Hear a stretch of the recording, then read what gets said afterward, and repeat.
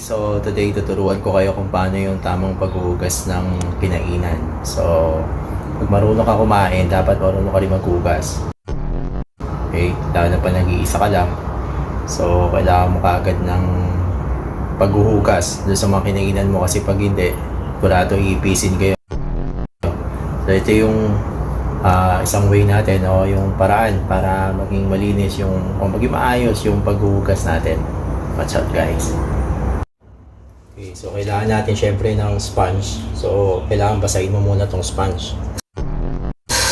Kapag nabasa mo na siya, so kailangan natin lagyan ng liquid soap. So liquid soap ay mahalaga sa paghuhugas.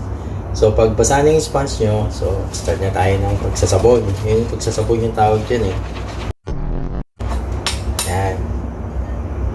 Pero bago mo punasan ng sponge na may soap yung pinggan o pinagkainan, dapat balawin mo muna ng tubig para smooth. Dapat ba yan? Dapat smooth lang tayo lagi para masarap yung buhay. So kasi pag walang smooth, wala talagang smooth.